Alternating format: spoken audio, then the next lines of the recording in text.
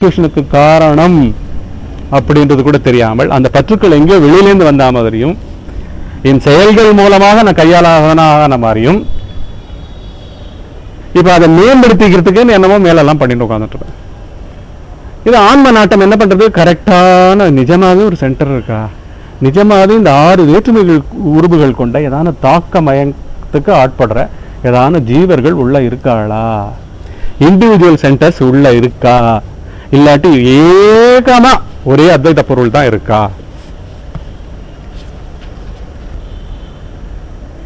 ஏகமேவா அத்விதீயம் தன்னாமரூப விவர்ஜிதம். தன்னாமரூப விவர்ஜிதம், without name and form ஒரே பொருள் தான் இருக்கான்.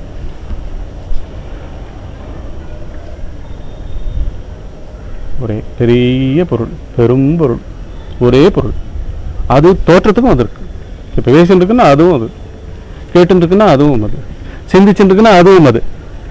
ஆனா இதுவே அது அல்ல. It is without name without form. உருவத்துக்கும் வரல, ஒரு வார்த்தைக்கும் அகப்படலை. உருவத்துக்கும் வார்த்தைக்கும் சூக்ஷ்ம சரீரம் தான் மாட்டிக்கும் போய். அதனால்தான் மனம்ன்றது ரெண்டும் கட்டான வஸ்துவா இருக்கு.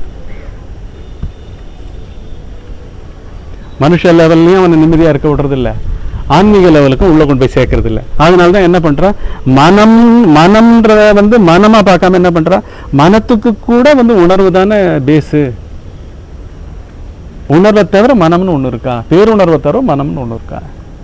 உள்ளது உணர உணர்வு வேறின்மையின் உணர்வே நாமாய் உளவு முந்தி பெற, உள்ளது உணர்வே முந்தி பெற. பேருணர்வு ஒண்ணுதான். அந்த மாதிரி இப்போ நீங்க ஆட்பட போற ஒரு தியானத்துல அந்நியமற்றதுன்னா என்ன அர்த்தம்? வேறு ஒரு பொருளே இல்லை, வேறு ஏதாவது பொருளே வந்து இருக்கிறது எல்லாமே பழக்க வாசனையினால இதுக்குள்ள அடைப்பட்ட தன்மையினால எழுச்சி விட்டு இருக்கு.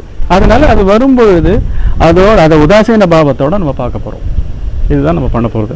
இந்த பாட்டுல எப்படி சொல்றாருன்னா, இதே எப்படி சொல்றாரு, உடல் நானே தன்னை உணரார்க்கு உணர்ந்தார்க்கு உடலளவே நான் தன் உணரார்க்கு உடலுள்ளே தன்னுணர்ந்தார்க்கு எல்லையற தான் ஒளிரும் நான் இதுவே இன்னவர்தம் பேதம் என எண். ரெண்டே ரெண்டு வித்தியாசம்தான். இது ரமண மகரிஷி தான். ரமண மகரிஷி உடலுக்குள்ளதான் ஆன்ம ஞானியும் தன்னை உணர்ந்தார். பாமர மனிதனும்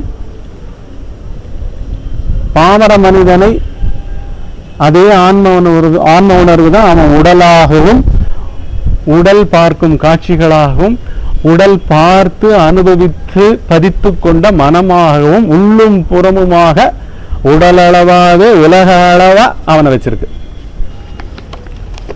புரிஞ்சுதா?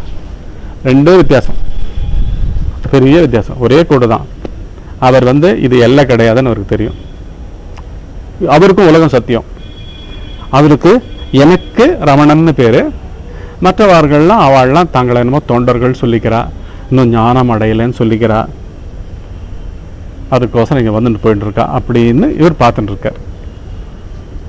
உலகம்னு அவருக்கு இருக்கு, ரமணாசிரமம் இருக்கு, திருவண்ணாமலை இருக்கு, எல்லாம் இருக்கு, அவருக்கும் உடல் இருக்கு, எல்லாம் இருக்கு.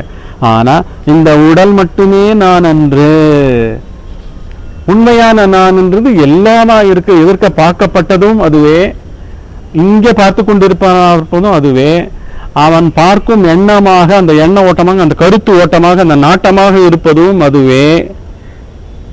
அதுக்கு எல்லையே கிடையாது. இந்த மாதிரி தோற்றத்துக்குள்ள வந்தவைகளுக்குள்ளேயும் இருப்பது அதுவே, அதுக்கு எல்லை கிடையாது. தோற்றத்துக்கு அப்பாற்பட்ட அது இருக்கு. அதுதான் உண்மையான நானு, அதுல இதுவும் ஒரு தோற்றமயம் அப்படின்னு இவர் பிரிஞ்சு கரெக்டா எங்க பிளேஸ் பண்ணணுமோ, எங்க பிளேஸ் பண்றது, பொய்ய பொய், என் கண் மூலமா ஒரு காட்சியா என் மனத்துக்கு ஏதோ உண்மை பொருளா இந்த உலகத்தை காமிச்சுட்டு இருக்கிற இந்த தன்மைக்கு ஒரு எல்லைகள் உண்டு. ஏன்னா இந்த மனம் எங்கேருந்து வருதுன்னு இவன் தெரியாததுனாலதான் இந்த காட்சிக்கு அடிமையாய் மன தூண்டுதல்களால் அந்த எல்லைகளை குறிச்சு அதுக்குள்ள வாழ்ந்துட்டு இருக்கான். உண்மையில எல்லைகளே இல்லை. ஒரே பொருளுக்கு கார்த்திகேயன் பேரு, ஒரே பொருளுக்கு சூரியன் பேரு, ஒரே பொருளுக்கு எல்லாம் இங்க தோன்றியுள்ளவங்களும் சரி, இன்னும் தோற்றத்துக்கு வராதவங்களும் சரி, எல்லாம் ஒரே பொருள் தான். இப்படின்னு நல்லா இந்த எல்லைகளை தாண்டி அகண்ட பொருளை நன்றா செம்மையா சந்தேக விபரீதமர உணர்ந்து தெளிஞ்சு அம்மயமா சதாகாலமும் ஆன்மானுபூதியாகவே அந்த உடல் அமைப்பும் வாழ்ந்துட்டு இருக்கும். இந்த பெரிய பரிபூரண படம்னு ஒண்ணு போட்டிருக்கேன். அதுல இருக்கிற புள்ளியா இருந்தாலும் இந்த புள்ளி நான் கிடையவே கிடையாது. இது சத்தியமா தெரியும் அவளுக்கு. இந்த புள்ளி தான் நானு.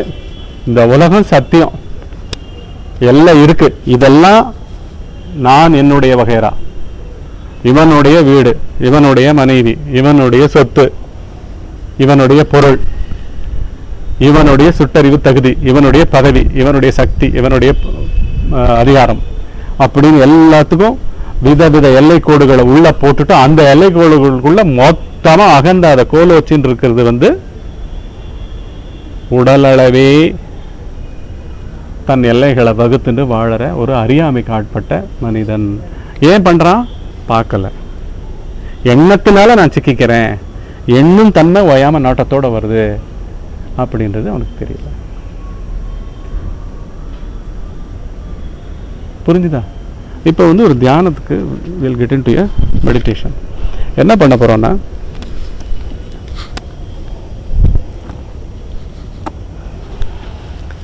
நல்லா ரிலாக்ஸ் பண்ணிக்கோங்க.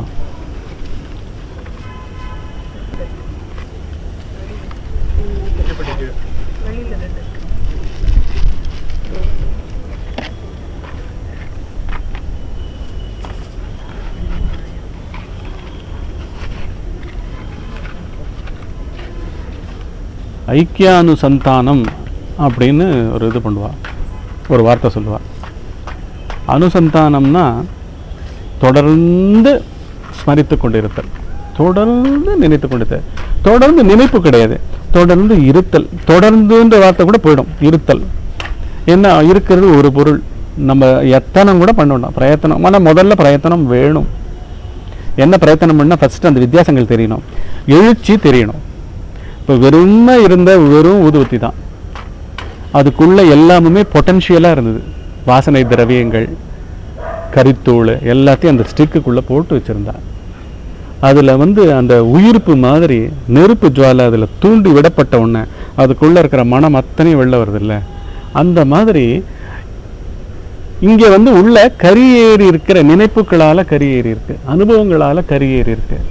கரியேறின விதம் எப்படி? ரொம்ப நுட்பமா பார்த்தா, நான், என்னை, என்னால், என்னோடு, என்னுடன், என்னிடமிருந்து, எனக்கு, என்னுடைய, என்னில், என்மேல் இப்படின்ற அமைப்புகள்ல இந்த தாக்கங்களை தவிர வேற ஒண்ணும் இருக்க போதில்ல.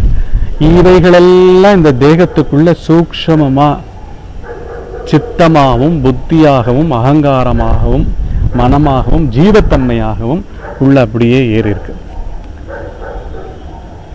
என்னுடைய சக்தியினால இந்த வேலையை திறம்பட செஞ்சிடுவேன், என்னுடைய அறிவை கொண்டு நான் ஜெயிச்சிடுவேன்.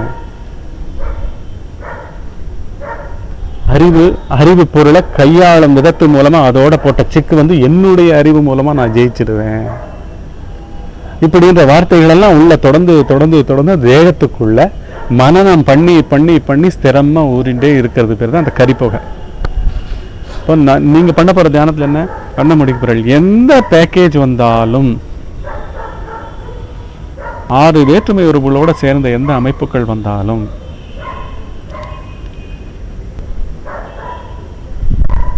வெளியிலேந்து தூண்ட பெறலாம்.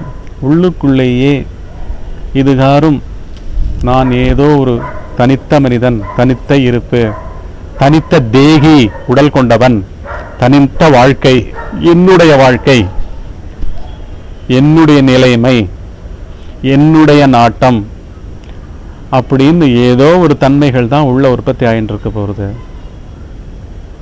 அவைகள் எல்லாம் இன்னும் ஆன்மாவால அனுகிரகம்ன்ற ஒரு நெருப்பு பத்திக்காம வெறுமனே இருக்கிற ஒரு கரிப்பொடி மாதிரி,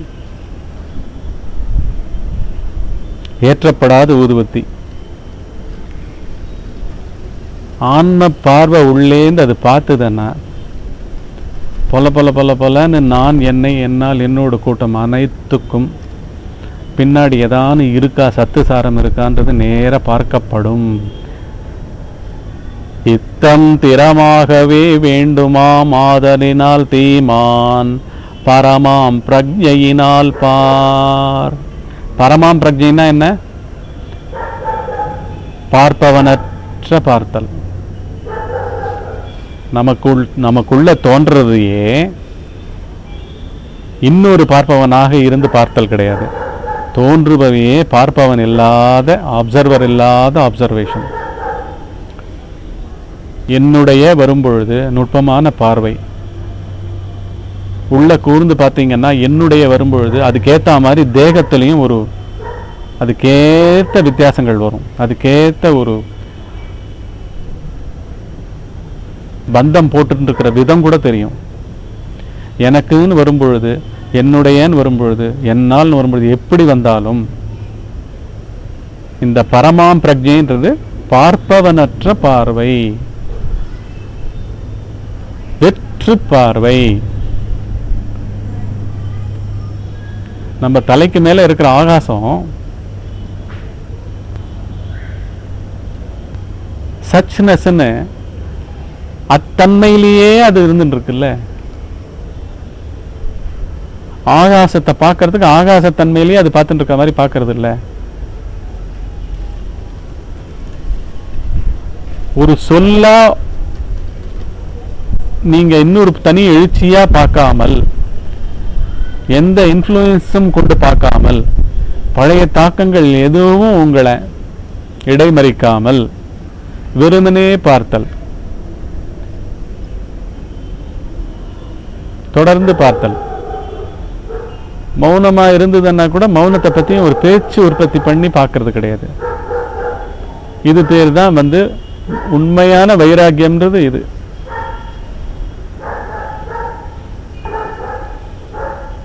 அகண்டம், அபேதம், நிர்மலம் அப்படின்னு சொல்ற பரம்பொருளுடைய தன்மை எங்கேயும் ஒரு சாரம் இல்லாமல், பற்றுக்கோடு இல்லாமல், தனக்குன்னு ஒரு பற்றுக்கோடு இல்லாமல் தான் தானாகவே ஒளிர்வது.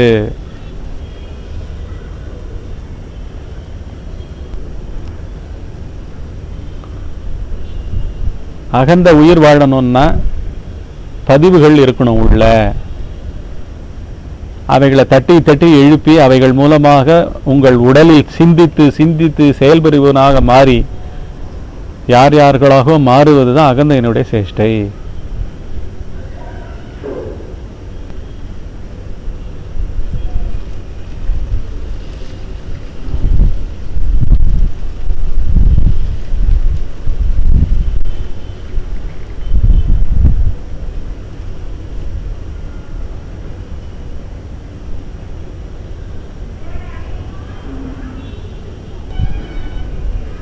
எந்த அமைப்பு கொண்ட எந்த பேச்சும் கிடையாது.